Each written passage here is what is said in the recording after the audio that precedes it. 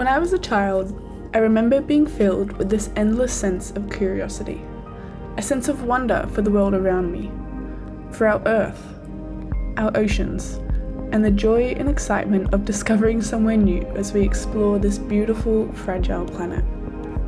My name is Sophie Kalkowski-Pope, and I am the 2023 Australasian Scholar of the Our World Underwater Scholarship Society.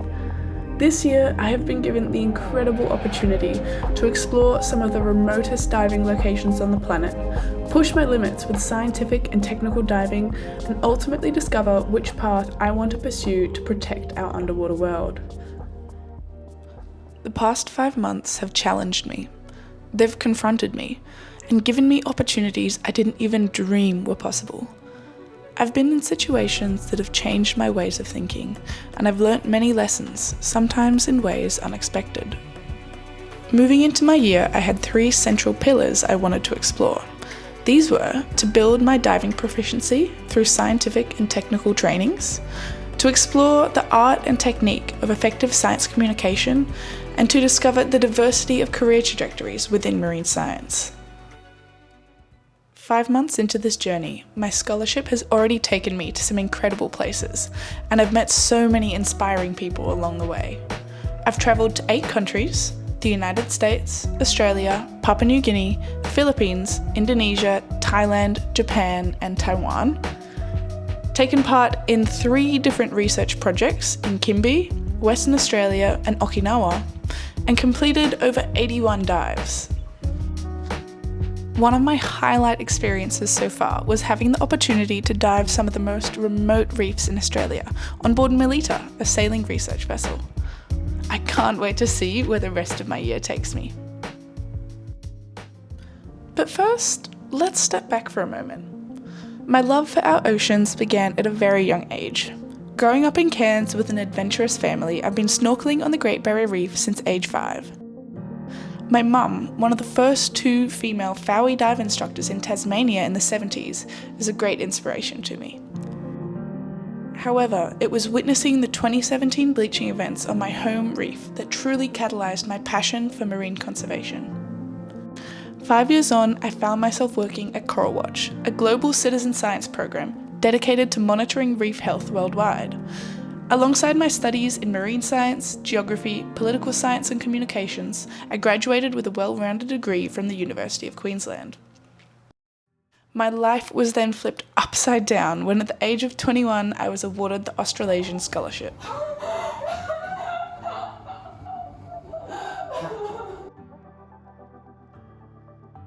My travels began in June with a whirlwind trip to New York during World Oceans Week, meeting fellow scholars, inspiring young ocean advocates in the Blue Generation, and even listening to amazing scientists like Her Deepness Sylvia Earle speak. What a start to the year! From here, I began my first official scholarship experience, travelling to visit longtime Australasian hosts at Willindi Plantation Resort. I had the opportunity to assist the resident researchers at Mahoney and Nadari, Willindi's partner not-for-profit and research centre. Here, with Melissa Versteeg, I learnt about all things anemone fish as she studies the impact of environmental stresses on over 100 host anemones. I also joined the Jones Lab from James Cook University, who are continuing their annual research dataset on anemone fish genetics and connectivity. Our field sites here included visiting a range of inshore reefs and oceanic pinnacles. Overall, PNG highlighted to me the logistics required for remote fieldwork, and the sheer biomass of life there astonished me. After a quick stop back home to give the valedictory address at my graduation ceremony, it was then off to the Philippines. Here, I was able to explore my interest in MPA management as I worked with the Coastal Conservation and Education Foundation, or CCEF, in Cebu. On our first trip, we travelled to Bohol to a meeting with the governor and managers on Project Nahon, a USAID-funded endeavour to protect the largest double barrier reef in the world. I also got to experience the process of community liaison, with a day of community presentations in Bajan. Here, I met with the community's management council and helped with drone mapping of their new MPA. The Philippines truly exposed to me the challenges of conservation in the developing world, but also people's enthusiasm to make a difference in their communities. From here, it was off to North Sulawesi, Indonesia, where we spent 2 weeks travelling between Bunaken, Bangka and the infamous Lembeh Strait. Here, I truly threw myself into my photography, and with a bit of coaching from one of the instructors, I was getting the hang of my macro lens in no time. In Lembeh, we witnessed critters galore, including my first time seeing a blue-ringed octopus, mating mandarin fish, and a hairy frogfish. Additionally, one of my scholarship goals is to gain experience in marine policy, so I went to visit the Regional Secretariat for the Coral Triangle Initiative on coral reefs, fisheries, and food security, which is a multilateral treaty between 6 nations. Here, I learnt about how the Secretariat operates and also gave a Coral Watch presentation. Unfortunately, while I was in North Sulawesi, we also witnessed some instances of coral bleaching. Seeing entire meadows of staghorn acropora looking ghostly white took me straight back to being 17 years old watching my local reef bleach. The scenes were almost identical, and it reminded me of how far we still have to go and what we need to keep fighting for. However, on a positive note, I also witnessed anemones exhibiting the same recovery patterns as Melissa had explained to me while doing research in Papua New Guinea. It was amazing to see this pattern replicated in an entirely different country. After a non-stop start to my scholarship, I was in dear need of a rest and returned home for a month to spend time with friends, family and nature. While I was home in Cairns, I kept busy with trips to the Great Barrier Reef and attending the Citizens of the Great Barrier Reef launch night for Great Reef Census 3. I then headed to Northern Australia to meet sailing research vessel Melita in the port in Darwin. We were set to embark on a 3.5-week research expedition along the northwest coast of Australia. This project, through Reef Life Survey, aims to provide high-quality baseline data on biodiversity around Australia and the world.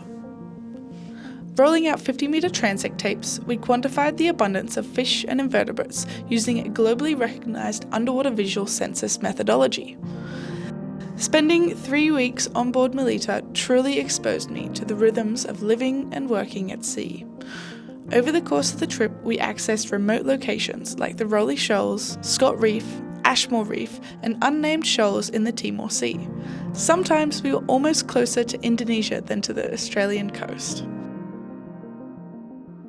To our disbelief, while we were at Mermaid Reef, a Commonwealth protected area in the Rowley Shoals, we witnessed not just 1, but 5 illegal fishing vessels.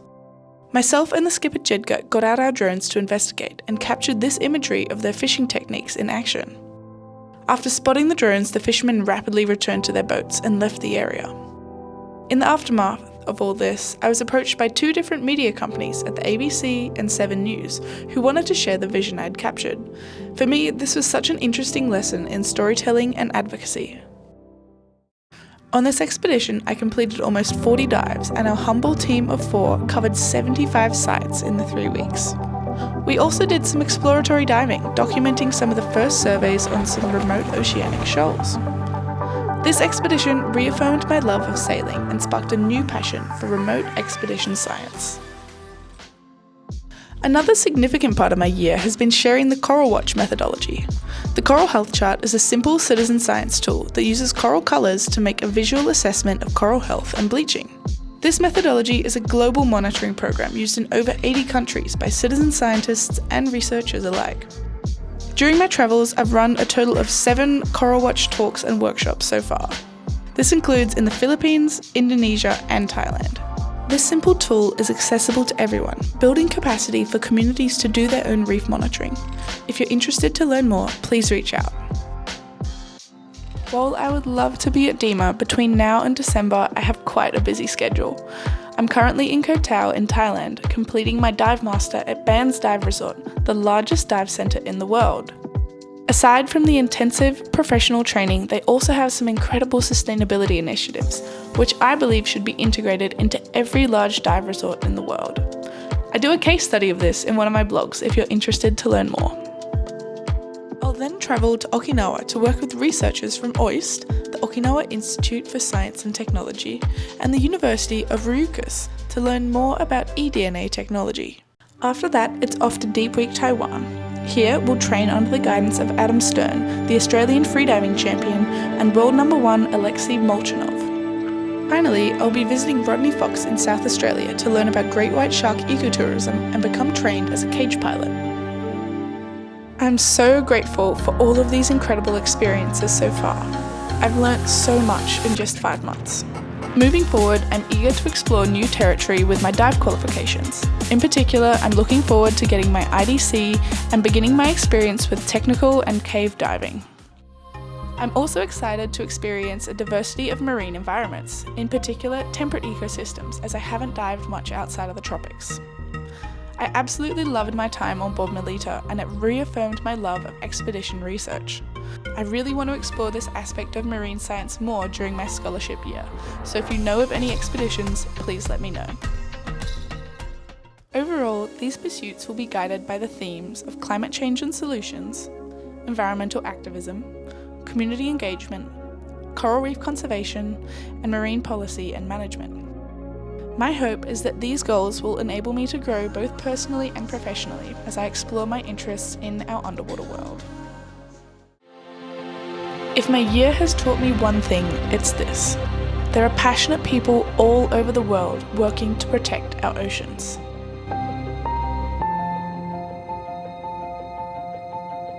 I hope that we all retain that innate curiosity that we're born with. Beauty, awe, and optimism are all around us, if only we know where to look.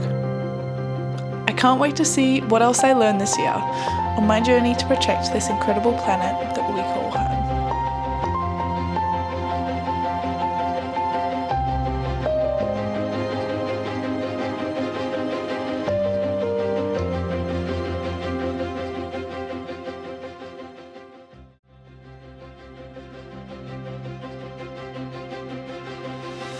Thank you to all of the incredible sponsors who have made this year possible, in particular to Rolex, but also to all of the gear, equipment, training and insurance sponsors I've met along the way.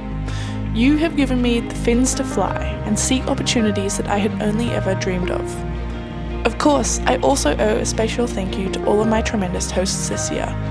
You have enabled me to have learning experiences across a huge variety of different fields and countries. Big thank you to my coordinators Joanna and Stefan for their tireless support, and to the countless volunteers and past scholars who've helped with connections during my year. You are what makes this society possible. To my parents and friends for your support and comfort during all of the huge ups and downs of this year. Thank you.